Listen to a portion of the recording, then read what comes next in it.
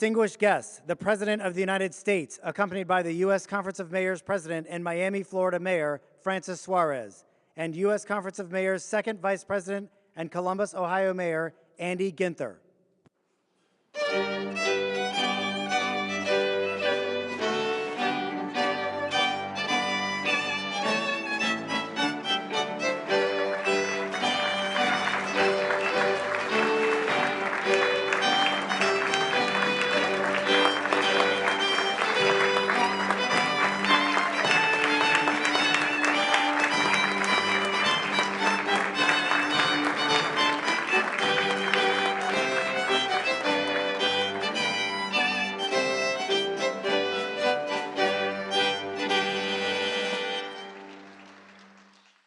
Please be seated. Thank you, Mr. President, for continuing this incredible tradition of inviting the mayors from the U.S. Conference of Mayors to the White House. It's really an honor. And I'll tell you, as I walked through this iconic building with my family, I couldn't help but notice the picture of bipartisan presidents throughout the years. And I thought that was a wonderful testament to the bipartisan nature of our organization, of the U.S. Conference of Mayors. And it was reminded me of a story that my dad once told me. He said that at a particularly difficult moment in Lyndon Johnson's presidency, they said to him, you know, Mr. President, can it get any worse? And he sort of thought about it and he paused and he said, oh, sure, I could be a mayor. That's a fact. So thank you so much, Mr. President. Mr. President, honorable members and fellow mayors, America's mayors stand on the front lines of American democracy. We serve the American people every day, from every background and in every part of the country. We listen and lead. We serve and protect. And we deliver for everyone.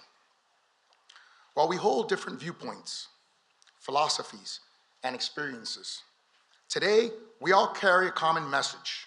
Our federal government should act, and we need it to act as quickly as possible. It needs to address the potholes of America. It needs to find a solution to the humanitarian and security crises on our border. This means addressing the core drivers, not just the symptoms of this crisis. From our confronting the repressive regimes of Latin America to the human trafficking cartels, we must act. And we also must act on modernizing our visa system and our dysfunctional immigration laws. And I was pleased to see you, Mr. President, begin to address these issues recently when you visited the border. But of course,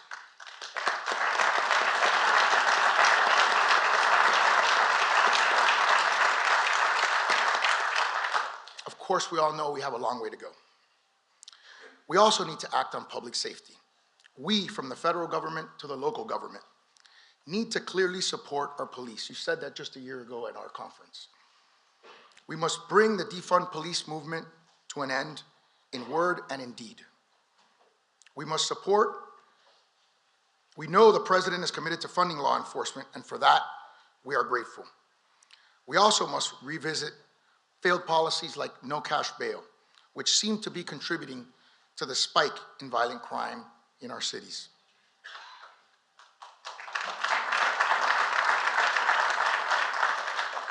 We need to act on maintaining our fiscal health and economic security.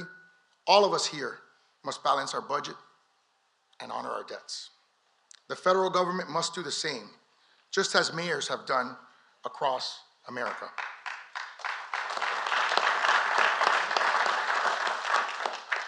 Finally, we should continue working together in the spirit of the bipartisan infrastructure law by further building out our American infrastructure, from roads and bridges to our digital economy. We share your concerns about strengthening our infrastructure and our security. We need to do more, we want to do more, and God willing, we will do more, together to strengthen America and keep our future strong. Thank you for your time, thank you for your hospitality, and thank you again for hosting us today in the White House. And now I'd like to introduce the second Vice President of the conference, Andy Ginther, the Mayor of Columbus, Ohio, the heartland of the country, to share a few remarks on how our partnership with the administration is rebuilding American manufacturing, we just talked about, and strengthening the nation's economy. Thank you.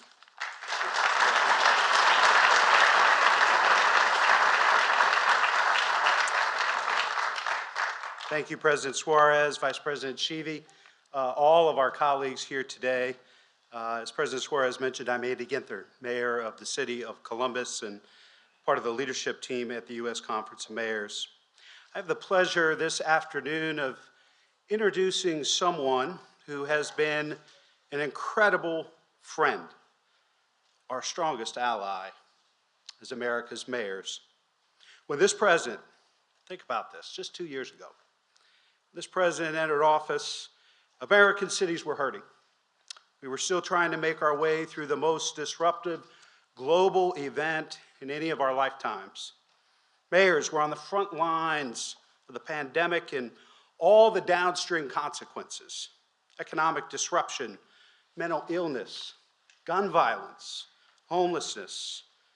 We got to work, and so did this president. He said, we're not just going to build back.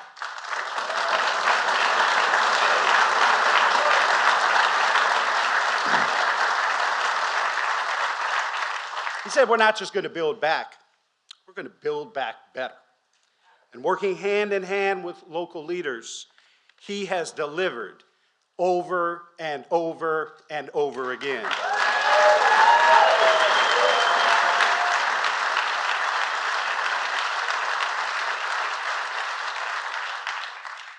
Our CEO and Executive Director, Tom Cochran, has been at the helm of the Conference of Mayors for more than 50 years. I know he agrees when I say the last 2 years have been the most consequential and productive for mayors in the history of the U.S. Conference of Mayors.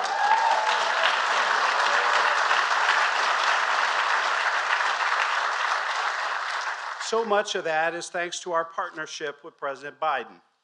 The American Rescue Plan ensured we could protect public health, keep city workers on the job, and keep our local economies afloat. The bipartisan infrastructure law, allowing us not to just catch up on years of neglect, but jump ahead and claim the future, and beat out the rest of the world, so we have the most efficient and safe transportation system for the 21st century. The Inflation Reduction Act delivers on one of the mayor's biggest priorities: fighting back against climate change. The gun safety legislation shows that fighting back against gun violence is possible. We have more to do, but we do not accept that deaths from gun violence in our communities are just an acceptable part of living in America. The first time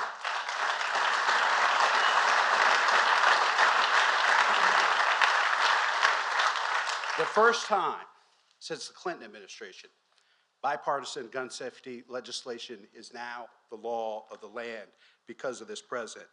And something incredibly important to my community in our part of Ohio, the CHIPS and Science Act. It will ensure that the United States, not China, is leading the development of new technology. It has the potential to turn the old Rust Belt into the new Silicon Valley.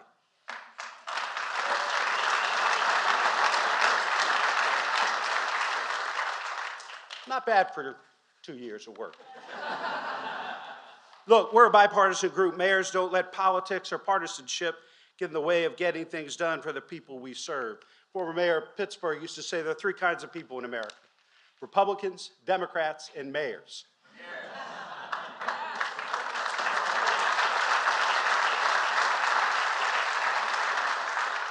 When someone says it can't be done, we just work harder. I can't tell you how refreshing it is to have a president who works like mayors. I know he'll be the first to tell you we've got a lot more work to do, and we need to do it together. But I think it's worth taking a moment to appreciate how far we have come and all that we've accomplished together. America can still do great things when Republicans, Democrats, and independents come together to fight for America. Mr. President, thank you for your leadership, your partnership, and most importantly, your friendship with America's mayors. Friends, it is a great privilege and honor for this little kid from Columbus to introduce the 46th President of the United States, America's greatest champion of mayors, President Joe Biden.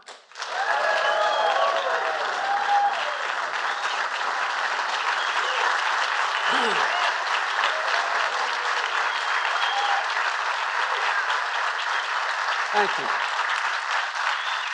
Thank you. Thank you, thank you, thank you. You better sit down. You don't want this going to my head. A kid from Scranton. Look, Mayor Suarez, thank you for your leadership at the conference. Excuse me, I got a little frog in my throat. But, and Andy, thank you for that introduction. You know, it's wonderful to finally welcome all of you to the White House after not being able to be here because of the pandemic for so long. We appreciate it a great deal.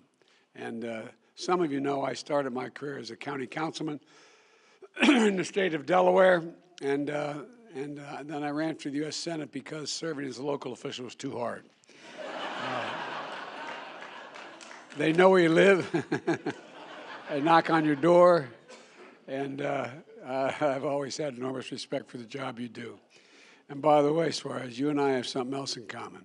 You know what it is? We both married way above our station. Way, way above our station. You all think I'm kidding. Some things are just self-evident.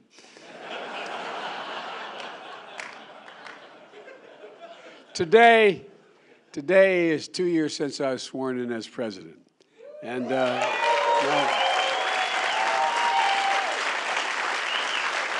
and with your help, we've gotten a lot done. I think if you look around the room, we got a lot of cabinet members who are mayors. A lot of mayors. You got old Mitch Landry from Nolans down there, you know. And that's like being mayor of a country. Yeah, I tell you what, my daughter went down to Tulane University in large part because his dad, it's a long story, but when he was mayor, and I thought she's going to come home talking with a boy talking funny at me, you know what I mean, from Bayou Lafourche or something. Mayor Pete is, even though he's the secretary, they still call him Mayor Pete. And, you know, you got Marty Walsh from Boston. I don't know where Marty is. We got a lot of mayors, and that's why I think we're making such progress. Look, the fact is that, you know, it's fitting that we are here together today, and because you mayors know how to get things done. And that's not hyperbole, it's a fact, because you have no choice, as a matter of fact. Yesterday I was in California. We're grappling with historic California. Started off, the governor looked at me and said, Mr. President, we used to be the 5th largest economy in the world, now we're the 4th.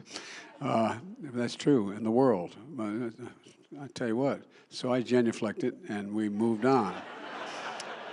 I said, that means you don't need that $10 billion we just gave you, right? And y'all think I'm kidding, that's what we did, $10 billion. But all kidding aside, he's a great governor and has written well. But look, dealing with historic storms and flooding, you know, when your town or city faces a crisis, it's the mayor who gets the first call. I've seen it. I've traveled this country after floods and tornadoes, wildfires, hurricanes. As a matter of fact, I was kidding, but there's a serious piece to it when I pointed out that to the governor, we got to stop taking these helicopter rides, because I went over this. I think it was the 5th one in this state, traveling the state. More of the forest was burned down there up in Oregon than the entire state of Missouri. I mean, it's a long, long, long way.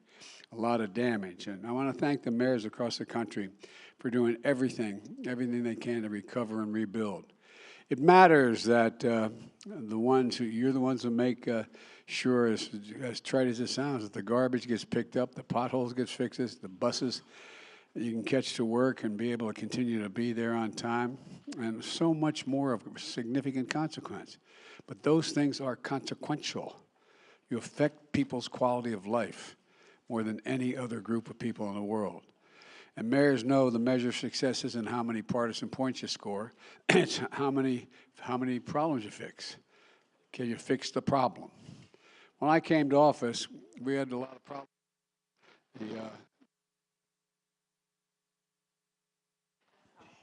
Can you hear me? The pandemic was raging, our economy was reeling, but we acted together. Now, 2 years in, it's clearer than ever that our plan's working. We're building the economy from the bottom up and the middle out, not just the top down. Because when we do that, by the way, the wealthy do very, very well. And everybody, the poor have a shot, and the middle class can have a little breathing room. An economy that benefits that folks in the heartland as well as in our cities and all across America. And, you know, I remember, you know, as I said, my family, I was born in Scranton, Pennsylvania.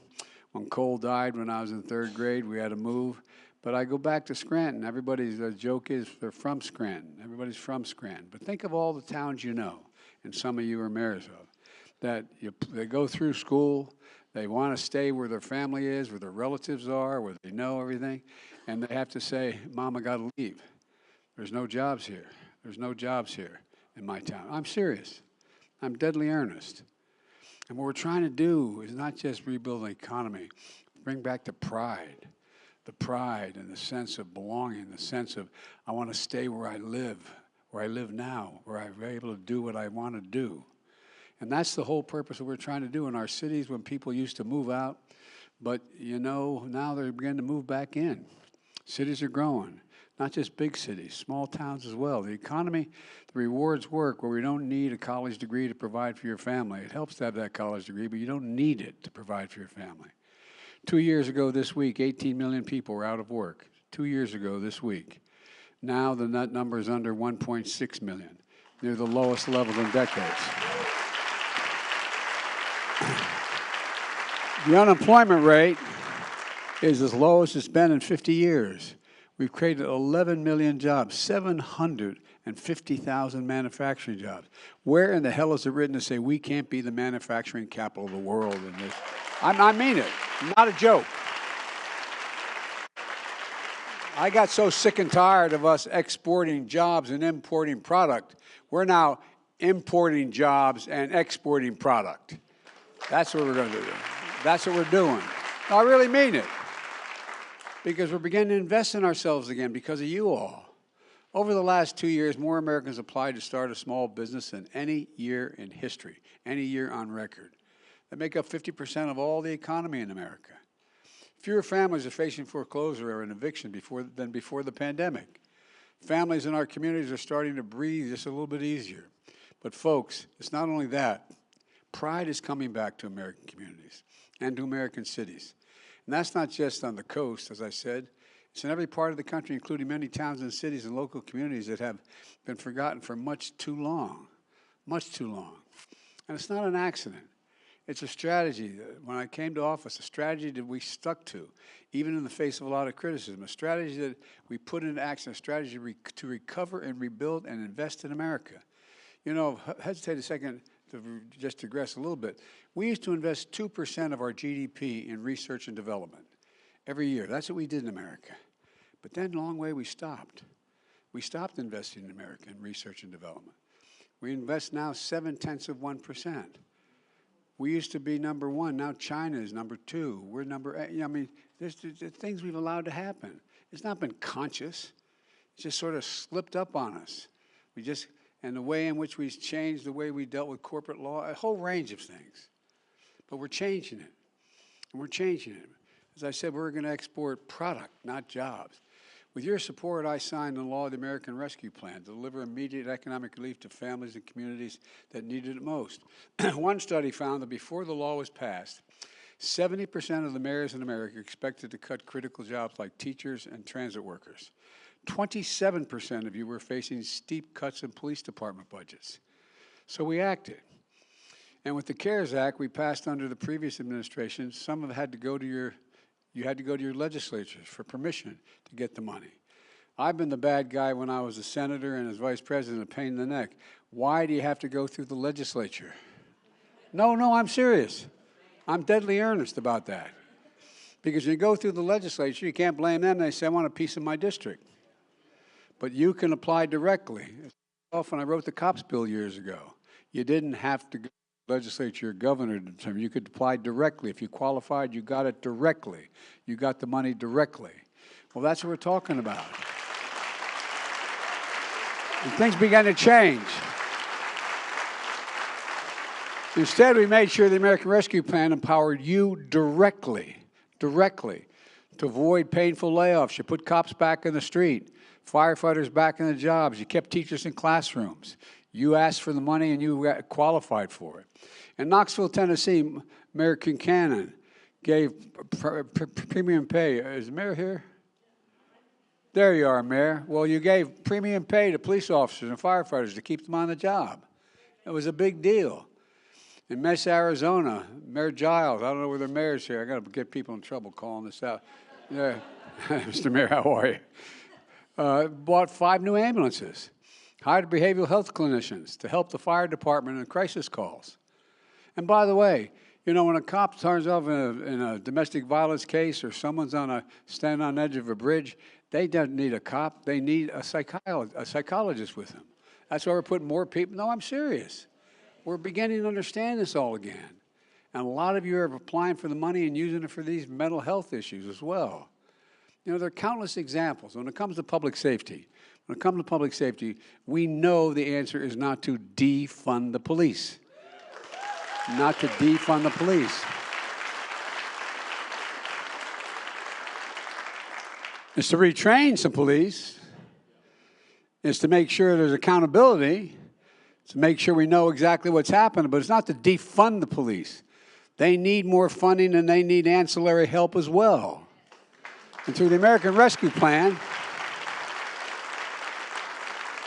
$350 billion of state and local governments, and we urged them to make, was available to them, to make communities safer.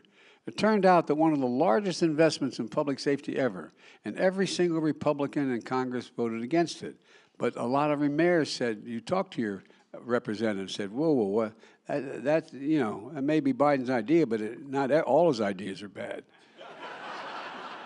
Oh, you think I'm kidding? I'm not kidding, you know. Many cities from Newark, New Jersey, to Baton Rouge, Louisiana, but all kidding aside, have made major investments in community violence intervention initiatives. These studies have shown in some cases they can reduce violent crime up to 60%, particularly among our youth. It doesn't always do that much, but it can do that much.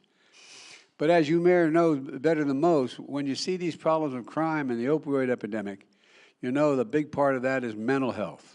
Mental health. I want to take a moment to talk to you about how we're addressing that as well. By the way, Vivek Murthy, the Surgeon General, has been really focusing on this a great deal. A lot of you have worked with him. Through the American Rescue Plan, we provided initial funding for cities to start to address some of the mental health needs arising from the pandemic. $5 billion for states and community organizations to deliver mental health and substance abuse treatment.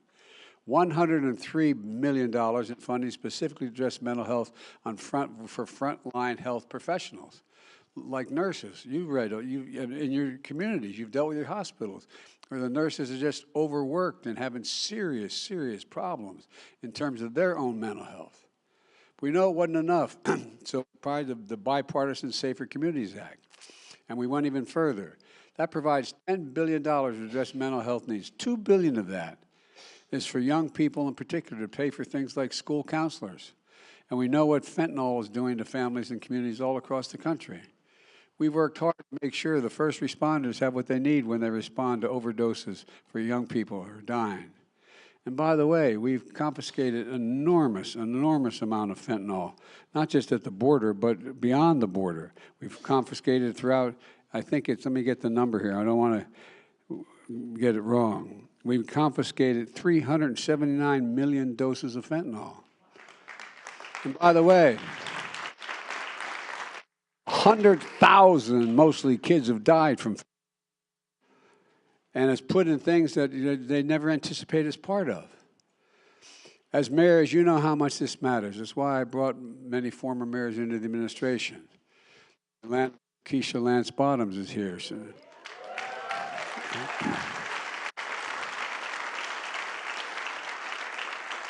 He said it was harder being mayor of Atlanta than being president, but I don't know. I'm only kidding. But all kidding aside, well, what have we done? She's a senior advisor on public engagement, led the cities through the pandemic. She makes sure to bring the perspective of local officials and community leaders to decisions we make here at the White House. Secretary of Agriculture Tom Vilsack, a former mayor in Iowa, is strengthening our nation's rural communities, and he really is. He's a smart guy. He knows what he's doing. And I know he's a Secretary of Agriculture, but what he's doing, American grocery stores are stocked while American farmers thrive and our young people have access to food when schools are closed. Secretary of Housing and Urban Affairs, Marcia Fudge. Marcia's right here. She got a hell of a job, a former mayor in Ohio, working very hard to close the wealth gap, expanding efforts to build generational wealth through home ownership. How did all of mainstream middle-class people get their wealth? 90% of them through investing in their homes. They were able to buy a home. They built equity in their home. That's how they were able to borrow to get their kids to school. That's how they built their equity. Well, the same thing is happening now, and she's working really hard to provide that opportunity, and as well as combating homelessness, which a lot of you are dealing with on your streets. And while folks continue to recover, we're also rebuilding. Mitch Landrieu, the former mayor of New Orleans, was president of this organization, is now my senior advisor and infrastructure coordinator to helping rebuild America through a once-in-a-generation bipartisan infrastructure bill. It's always hard to make. He's working with all of you to modernize our nation's roads, highways, bridges, railroads, airports, ports, water systems, the internet, and so much more. Last year alone, nearly 7,000 projects were identified and are underway with funding from the infrastructure law. By the end of this year, that'll be more than 20,000, more than 20,000. If I can hesitate again for a second, digress slightly. One of the things I've been telling the press, they look at me like I'm wonderful, right? No, all kidding aside, why I keep saying it. We did a lot last year with your help. It's only now beginning to bear fruit because we passed this infrastructure bill. That's a 10-year bill, and it's taken time to get it off the ground. Mitch McConnell and I just announced the construction of a new bridge, $1 billion across the Ohio River. It's going to fundamentally change transportation north and south, not just from Ohio to Kentucky, but across the nation. So many things are happening. We passed the bill relating to the cost of insulin. Well, guess what? Only now, as of January 1st, a lot of people are waking up and finding out if they're on Medicare, they only have to pay $35 a month instead of $400 a month to save their lives.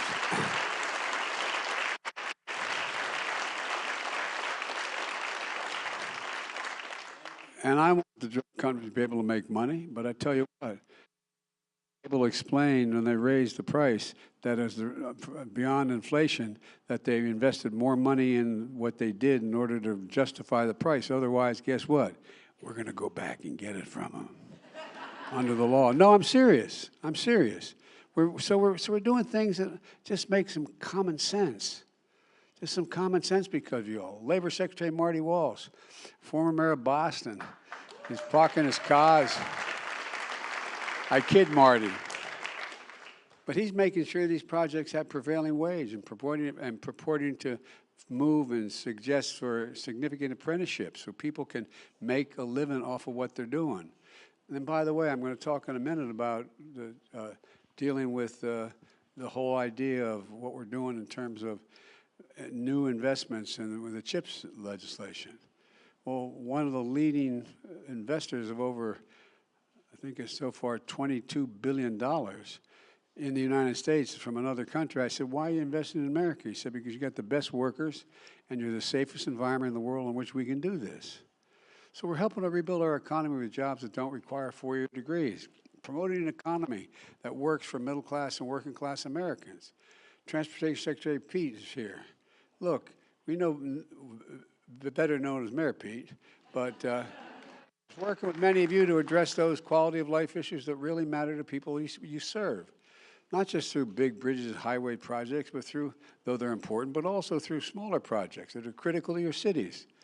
Like in Madison, Wisconsin, where Mayor Rose Conway is buying 46 electric buses, replacing those dirty diesels, bad for the health of the environment, and making it clear. No, I'm serious. It's a big deal. We're helping City rebuild airport. There you are. Okay. Well, thank you. And it means our kids aren't going to be inhaling that diesel fumes when they get off the bus. For real, it matters. Environmentally, it matters as well.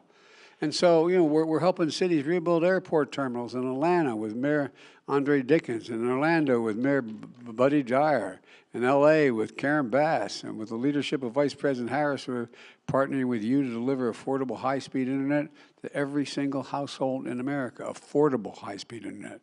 So no parent has to park in front of a McDonald's to do the homework with their kid when the school's not in session, when they can't go to school. It's a big deal. It's a big deal for farmers, I might add, and a whole lot of other people to know exactly what products are costing and sell them for. And now over 50 million households have affordable internet that they didn't have just before we passed the law. We're also making the biggest investment ever in climate. The Inflation Reduction Act.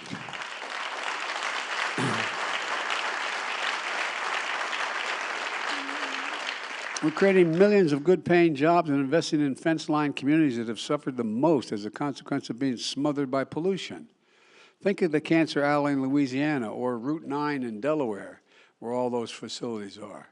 Well, we made a commitment. We're going to invest first and foremost as we clean up those communities. The people from that community, and we're going to invest in that, make that community better again. Our economic agenda ignited a manufacturing boom, the semiconductor boom, the battery boom, the electric vehicle boom. We're making things in America again in every part of America, cities large and small. The mayor of Phoenix, Kate, is Kate here? Thank you, Kate, for being here. I was with her last month to announce a small investment. $40 billion. $40 billion invested by TMSC, the two semiconductor factories, and thousands of union workers helping to build them. And Andy, you know, the Field of Dreams outside of Columbus, where Intel's investing, it's 100 acres, but they're investing $20 billion to expand semiconductor manufacturing. I said 1,000 acres. I dubbed it, I didn't mean to, I shouldn't have, but I said this is the Field of Dreams. It is. It's a field of dreams. And by the way, of those jobs, of those 12,000 jobs, 7,000 are construction jobs. But guess what? They're paying prevailing wage. And those 5,000 jobs left, the average salary at those places, they tell them, are going to be $123,000 a year, and you don't need a college degree to do those jobs.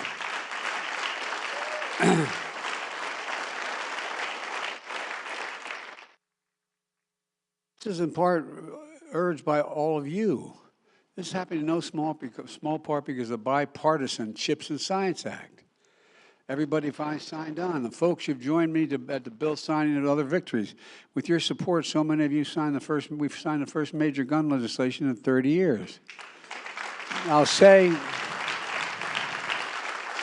what I've said before, not all are going to agree with me, but we're going to ban assault weapons. I did it once, we're going to do it again. And the number of bullets can be in a clip. On Sunday, we acknowledged what would have been the 50th anniversary of Roe v. Wade. We're continuing to fight to protect women's right to choose. Last year, when I held the first of its kind White House summit at the request of others against hate-fueled violence, this group led the effort with 150 mayors to sign a compact, Democrats, Republicans, and Independents, to prevent and address this type of violence in our communities. I'm committed to continue this work with all of you, but I need you badly. But there's more to do. As was mentioned by your president, immigration is another major issue affecting many of your communities, particularly border communities and near communities. I visited the border earlier this month, first time as president. I've been there before, but the first time as president. And I'm taking action where I have the legal capacity to do so.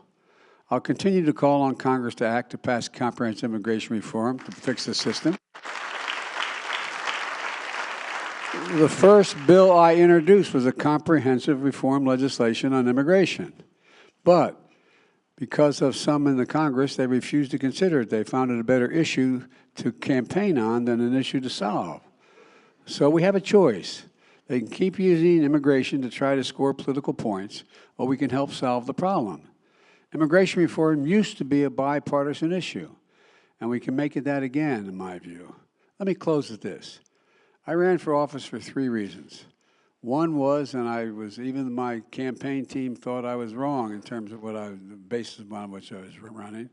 But one of the things when I got elected as a 29-year-old kid to the Senate, I had to wait to be legally to be able to be sworn in because I wasn't old enough. No joke. They talked about, my being the youngest. I wasn't. There was one younger elected popularly than I was. But, I spent a lot of time. I used to get asked all the time, Mr. Mayor, what's the secret? Because if I won against a really good guy, he was a decent man, we never had a crossword with us, a progressive Republican who helped write the Clean Water and Clean Air Act, et cetera. But we had disagreements on a number of other things. And second time I ran, he actually endorsed me. But the point is this is simple. I used to get asked, there must be a secret. If you could have won, there must be some secret. And I used to think about it, the people for the next 3-4 years that asked me that who were running for office in Delaware. And I finally figured it out. And you all are successful and you know it. I said, the secret is, have you figured out what's worth losing over? Have you figured out what's so important to you you'd rather lose than win and have to compromise on it? And so when I ran this time, and I had not planned on running again, and all of you were probably saying, why the hell didn't you follow your instinct? But I honest to God didn't. My son had passed away, and I had no desire to. I was a professor at the University of Pennsylvania. Things were going fine. To make a long story short, when I did, I decided there were 3 reasons to run, and I mean it. One was to restore the soul of America, the decency, honor, the idea we could deal with one another. No, I genuinely mean it.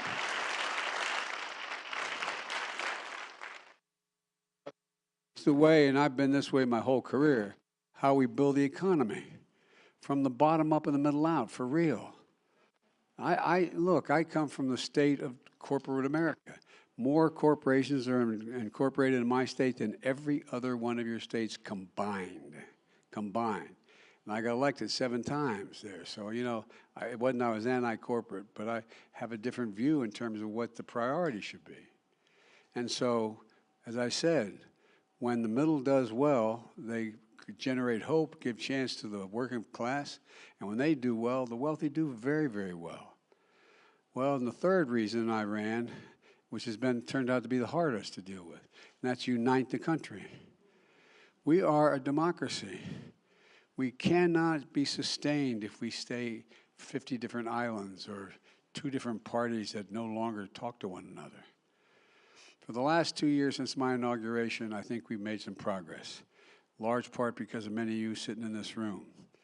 And I'm really optimistic in the year ahead that we're implementing the laws we've already passed, will deliver real benefits, and people are going to feel them in their everyday lives. That work we're going to continue to do together. Together, we're proving that every city and town in this country, our best days are ahead of us, not behind us. And I really mean it. I was asked by my senior team, and Peter remembers, said, if I could do anything to change the attitude of optimism in America, what was the one thing I'd do? Just I could change one thing. It's going to sound bizarre what I tell you. I said I'd cure cancer. And they looked at me like, well, cure cancer? Because nobody thinks it's the most frightening thing to people. And if we did it, America can do big things again. There's nothing beyond our capacity, I swear to God. There is nothing beyond the capacity of the States of America. Remember who in hell we are. We're the United States of America. When we work together, there's nothing beyond our capacity. Nothing. So we got to work together, folks. God bless you all. May God protect our troops. Now I'm going to turn it over to Julie.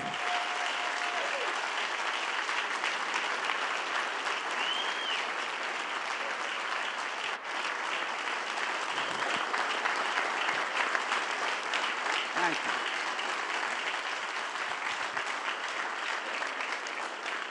you. They gave me a different mic they can turn off, so I... Thank you so much, Mr. President. And now we have a couple of questions that we will take from a couple of mayors. We'll start with Mayor Tashara Jones from St. Louis, Missouri. Good afternoon, Mr. President. Mayor, how are you? Great, great. Thanks to the bipartisan infrastructure law and the CHIPS and Science Act, we're seeing jobs return to our cities, and we're preparing our citizens for the many opportunities to come. What can we as mayors do to help you further your agenda of shoring up our national security and bring more high-quality jobs to America's cities? I think two things. One, be realistic and don't confuse the national debt with debt reduction on a yearly basis. The debt we're paying on, and we're going to have a little discussion about that with the new majority leader of the House, has accumulated over 200 years. Over 200 years. Not a joke. That's how long. That's what the national debt is. It's over, $31 trillion, but it's over 200 years, and 1/4 of that debt. 1/4 of that was accumulated in the 4 years of my predecessor. 1/4 of it. So what we've actually done, Mayor, we've actually cut the deficit on a yearly basis. In the first year, because of what I'm not being solicitous, because of what you all did, $350 billion. And last year, this year, we cut that deficit on a yearly basis by over $1 trillion. So it's over $1 trillion, roughly $400 billion we've cut the deficit. The yearly deficit, year to year. We got to focus on making sure we do not accumulate more debt on the historic 200 years and gradually continue to reduce it. One of the things that we've done is the budget we're going to be introducing, you're all going to see, is expected to reduce the debt another $1 trillion this next year by spending less than we bring in. Now, the big debate, I'll be honest with you, and I'm going to talk about in the State of the Union, is a fundamental disagreement on what we should do to cut. What do we cut? Well, it's not just cutting. What do you raise? What taxes do people pay? How do they pay their taxes? And do they pay it fairly? And so one of the things that's going to be a big issue in dealing with the national debt that could, if we don't meet our national debt and renege on the first time, we have a calamity that exceeds anything that's ever happened financially in the United States. And so one of the things that we're going to do is it's going to get down to a decision of whether do we, in fact, make sure that folks, do we cut Social Security to raise taxes on billionaires? There's 745 or 50 billionaires in America. Average tax rate they pay is 2%. I think you should be able to be a billionaire, but I think you should pay a little more than 2%. No, and by the way, I'm not trying, as Mayor Douglas knows me well, I'm not trying to be alarming about it, but I mean, it's a reality.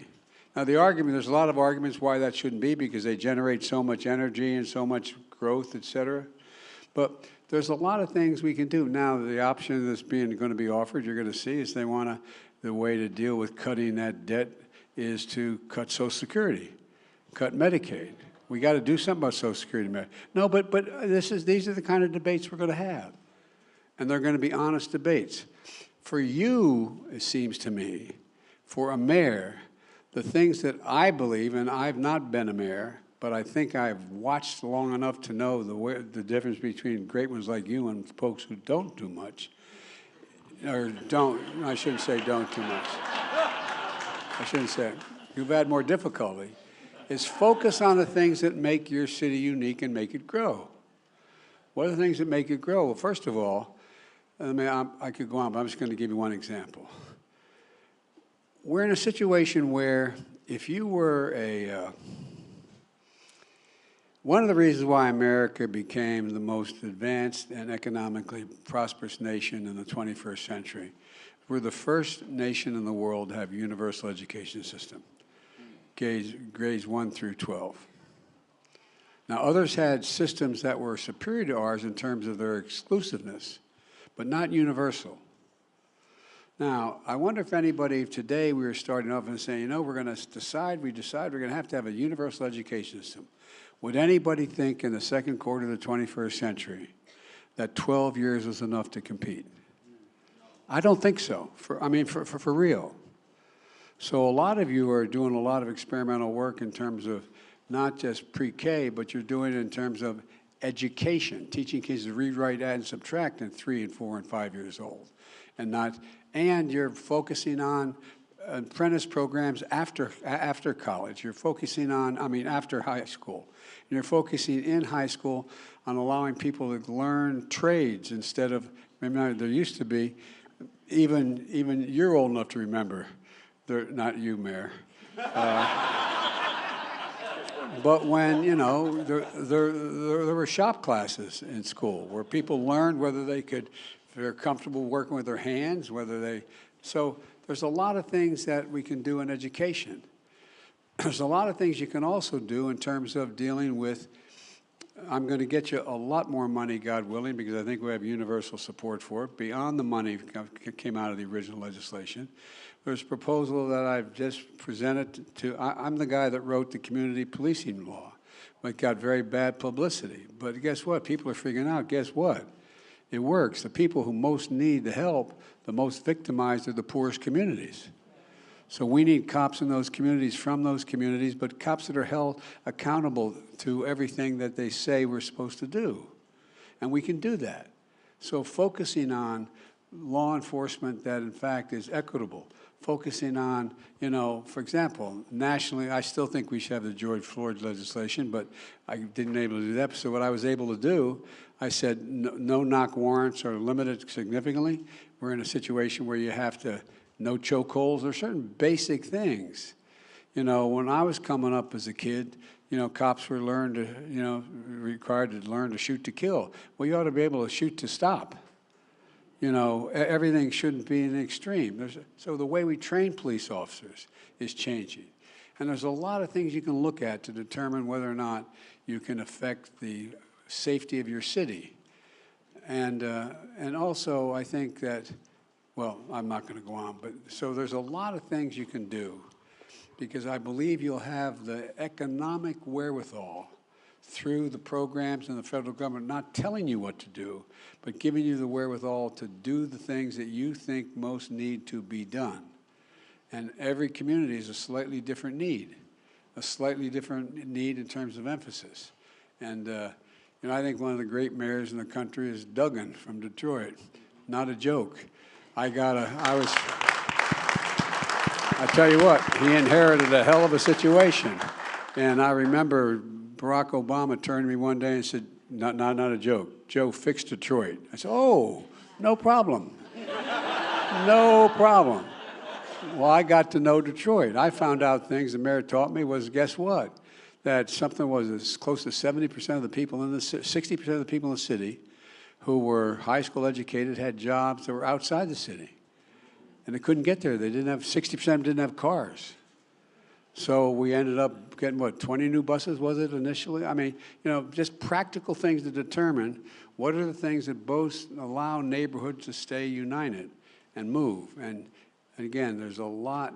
And one of the things that Mayor Landrieu, I still call him the mayor, but he's much more than that. He's running this show for me because we also have, I can't remember I asked for the phone number and I forgot it. 881-8946 that you can call, because we have people in here. No, I'm not joking. A lot of people know we have these programs, but they're hard to navigate. So you can pick up the phone and call, how do I get the money to do A, B, C, or D? Can I do this with that? To cut through the red tape. Anyway, I hope I answered. You're about to cut me off. Thank you, Mr. President. We do have one more question from Mayor Shivi from Reno, Nevada. All right, thank you. So first of all, thank you for inviting us to your home. We love what you've done with the place. It's beautiful. And also, I want to say You thank like you. museums, right? I want to say thank you from the bottom of all of our hearts. I know everyone in the room is so grateful that you have brought mayors into your cabinet. I think it should be a requirement of every president. Mayor Landrieu, I love you. Mayor Pete, I love you. And I honestly believe like more has been done because of that. And so thank you so much for your leadership. We are so We have, grateful. what, six mayors in cabinet positions? Are they 6? All right, maybe we can get to 12? I know Well, we 6 have- more in by the here way, that would like to come. We have more women than men. See, love that too. Love that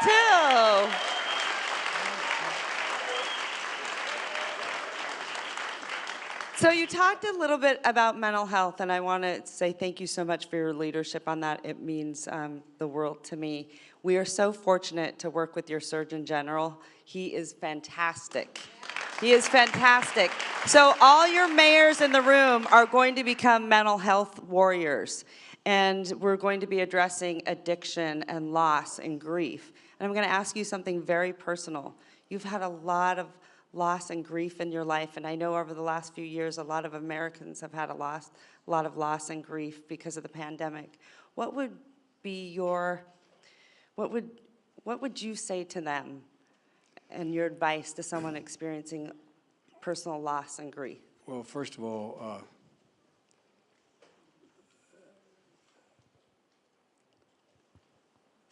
as close staff knows, I spend a lot of time with folks who've gone through loss, wife, daughter, husband, children, etc. And granted, I did lose my wife and daughter right after I got elected to the Senate. Tractor trailer broadsided them, killed my wife and daughter, and my 2 boys were little boys. They were on top of their deceased mom and sister for a long while because it took my local fire department a long time to do the jaws of life to get them out. And then the guy who should be standing here if Andy Biden was going to be president, and I'm not, it's not hyperbole, is my son Bo. He's more qualified than I was. But he decided, I'll never forget, and asked me one Friday, he said, "Dad, what are you doing on Friday?" And I said, "What do you need?" He said, "I'd like you to swear me in." I said, "Swear you in? You're Attorney General of the state of Delaware. Swear you into what?" He said, "I joined the United States National Guard, the Delaware National Guard." And then when his unit got sent, he didn't have to go, but he got an exemption to go as long as he gave up the seat. And, you know, that was tough. But you know what? I had family. I had an incredible wife. No man deserves one great love, let alone 2. And I had a mom and a dad and a sister and a brother were alive. And for example, when the accident happened early on, my sister's my best friend in the world, gave up her home, and she and her husband moved into my house to help me raise my kids. Without being asked, just moved in. And by the way, 5 days after I was married, they were gone. But I say that not about me, but it's about what mental health does. I had people around me that were there to help me. I was lucky. Everybody thinks I commuted every day I've traveled over 1,200,000 miles on Amtrak. Not a joke. I commuted every single day for 36 years, and then beyond that, as vice president, to go home. Everybody thought I went home because I went home because I couldn't afford 2 places. But anyway, no. I went home because I get to, you know, kiss my boys goodnight and lay down with Sarah prayers, and then my daughter, etc. But I had my mother. I had my mother there. Every morning I'd drop the boys off when they were little at my mom's house, and then later I'd be able to drive them to school and they'd be picked up. But my point is I had so much help, and I had psychological help. Everywhere down, there was someone there to basically hold my hand. Well, that's the mental health that a lot of families don't have. They don't have. And a lot of folks are in a situation where if they just had somebody to talk to, and that's why I think some of the things we can do that can also help families going through some real difficult times is, for example, preschool education, reading, writing, arithmetic, age 3. It does two things. It helps your kid get an advantage, but it also helps mom or dad or a single parent or parents who are going through hell to have somebody there until 5 o'clock taking care of your kid while they're learning. So there's a lot of things that it does that gives people. But in addition to that, people who've gone through really tough times with drug addiction and a whole range of other things, alcoholism, they also are in a situation where they find themselves being able to have the kind of medical help that is needed in the mental health side of it. And so I just think having people to reach out who are professionals, who know how to deal with people going through trauma, tragedy, or self-inflicted wounds that they've had. And it makes a gigantic difference. The need for, I mean, look at what's happened. And I think I sometimes underestimate it because I stopped thinking about it, but I'm sure you don't. We lost over 1 million people in several years to COVID.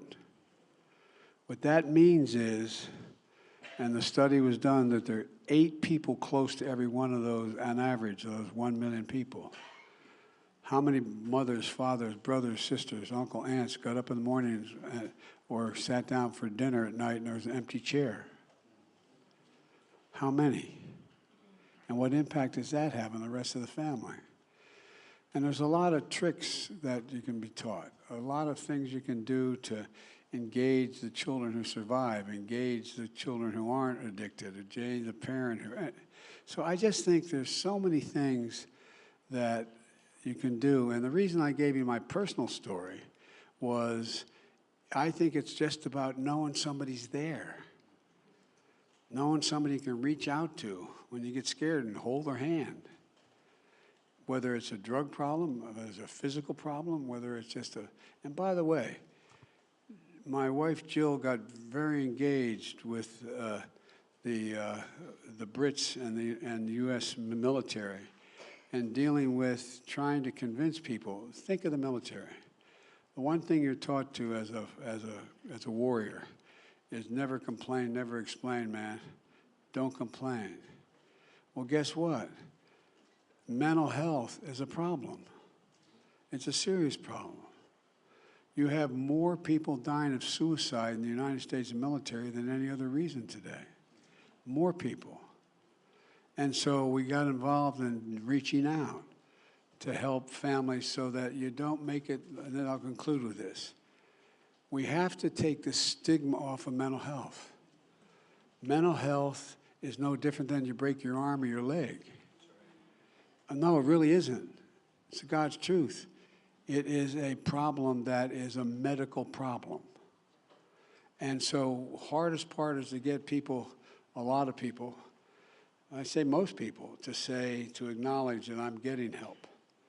I'm getting help. That's why we had this effort to my wife dealt with this program to provide for health for, post-traumatic stress for so many warriors. Pete, you toted a rifle, man. You were there. You see all the people. I don't know how many people that that need the help. But it's a help that you need any more than you need if you broke your leg. But we got to take the stigma away from the notion that you need mental health, because it's no different. And by the way, think of this. How many folks do you know, how many cops on your department need some mental health because they're suffering from post-traumatic stress, what they went through? I mean, we don't look at them and say, you know, they're weak.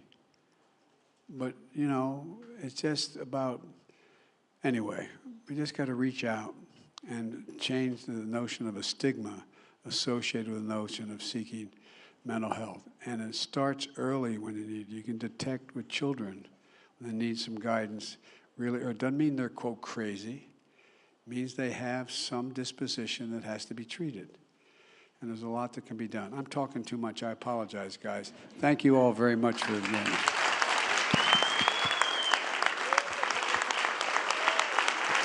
Distinguished guests, please remain in your seats while the President departs. Thank you, Mayor.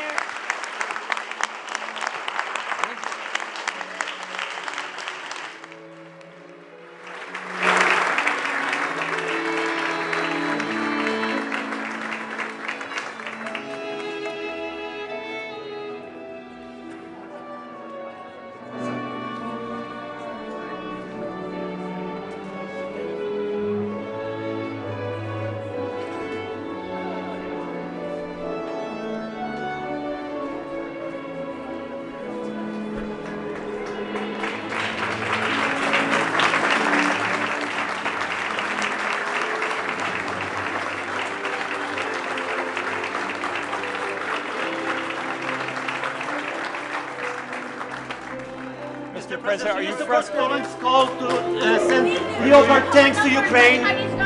When will you meet Mr. Suarez? Leopard, do you support Poland's call to send Leopard tanks by Germany and other countries, Leopard tanks to Ukraine? And Ukraine's going to get all the help they need. When will you meet Mr. McCarthy, sir? Will you meet Mr. McCarthy next week, sir? Thank you.